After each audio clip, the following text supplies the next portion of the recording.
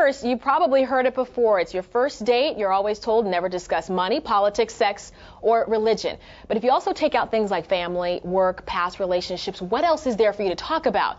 Well, Whitney Casey says there's plenty to talk about. She's Match.com's relationship expert. She's also the author of The Man Plan. Now, what you're going to see in just a second here is a video of Whitney going out on the streets talking to people about their first date do's and don'ts. And you also talk to some single ladies about what they do like to do on their first date. Take a look.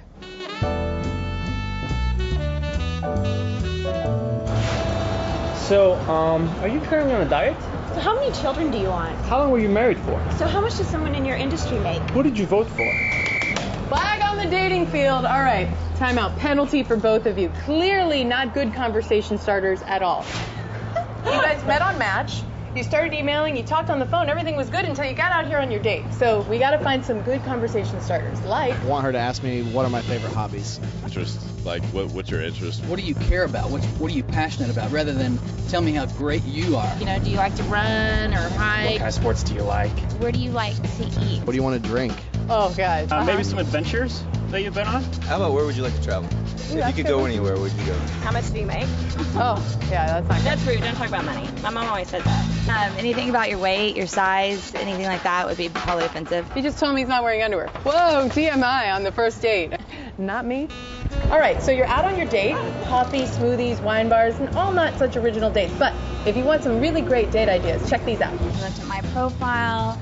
He saw that I really like art. So we went to an art exhibit. A live concert. It's almost like a mini vacation. Or like happy hour after work. Putt-putt golf, low-key, casual. I think you should go to a park of some sort, like a dog park or... The zoo or aquarium.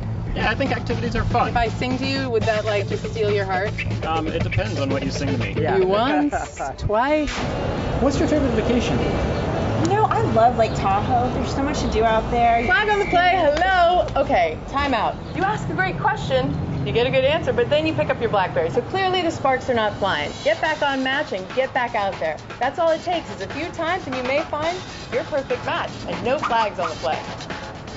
And if only you could be on everybody's date. I know. I could pop in and throw the little flag and time out. Don't say that. 20 seconds. Right. Do you find that a lot of people do that, though? They just jump right into the no questions. Well, from all those interviews, I couldn't believe it's some of the things that people would ask. And it really is, you defer to jobs. And the problem is that men, the second you say, what do you do? They're processing she wants to know how much I make. And everybody works, yes. Right. Everybody works, and you want to know, that's what you're most comfortable talking with. But just try to avoid it. I say try to avoid it till the third date, what somebody does. What someone does. But really you can ask them if they have a job, though, right? I mean, is that okay to ask? Is it really that relevant, though, what the person does and what if they have a job? And actually, this is interesting. 70% of people on Match.com said that they wouldn't care because of the current recession. They wouldn't care if somebody lost their job or didn't have a job. They would still date them. That's good. So good to how know. important, if 70% of people on Match are saying that, then how important is that? They just want to meet somebody that they get along with and connect with. Right. So to meet someone that you do connect with, you kind of have to pick out dates and locations that match up with your personality. And you have a few suggestions here, like if you are a reliable type, what places should you check out? Well, that's like the people who, they just don't want to go outside. It's good coffee, wine bars, dinner, movie, those types of things. Okay. Then I like, the people who really learn about each other can be a little bit more creative. Right. Okay, so you can, if you know that the person likes a certain type of art, or if you know that they're really into history of the city, you can maybe do a walking tour. I mean, this takes a little bit more creativity. But there's some really great, you could do like a cheese and wine tasting, or like bring your own bottle to a park and do something like that. That's for the creative types. Okay, and then if you're competitive, you like to get out there and just actually have fun on the first date, what would you It's suggest? so important if you're a competitive type that you're not focused on work, that you take that competition, you bring it into dating, and you can do things like, go to kind of like those fun arcades. You can go to like a ping pong pool, that type of thing where this isn't sports. flirty. This is just competitive. So that you can really see how the person is. Right. If you're this type of competitive person, like playing Uno on the second or third date would actually be a good thing. Yeah, you'll learn a lot more about the person that way. You will. Okay, now there's a few questions like we saw in the video that you say will make your first date your last date. Oh, yeah. In addition to what we saw, what else would you say? Like things about your past relationships with your boyfriend and girlfriend? Like what happened? Past relationships are off limits until you're in a relationship.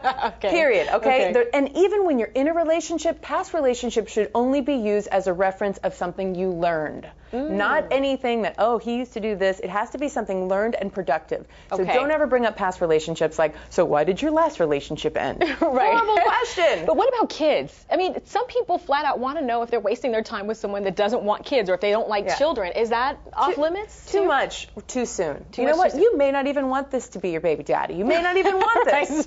You may not even like this guy. So why do you want to know if he has kids? Figure out if you like him, because, you know, kids should come from someone you like. You shouldn't go in thinking, I want children. You should think, I want a loving relationship, and then want children. And this seems pretty obvious, but we have to mention to the women out there, don't talk about picking out your wedding dress and your wedding and you've figured it all out already. A guy will take off running on the first date. I mean, if he hears that. That's so clear. I mean, it seems sort of funny, but women do start talking about, oh, my so-and-so just got married. Like, you know, whatever cousin, relative, best friend, sorority sister, whatever, who just got married, not good. You know, and men, look, men are also, I mean, women are generally faulted with being the conversation starters, but men really have some big no-nos too. So they need to pay attention to things like, and a good question to ask a woman is like, well, what's your favorite meal? What'd you do on your 21st birthday? What was your nickname growing up? Good questions to get to know a woman. I like that. Good points. Thank you very much, Whitney. Always a lot of fun when you're here. And you guys can also get plenty of other ideas, not only for the first date, but also for conversation starters in Whitney's book. It's called The Man Plan, and it's available now.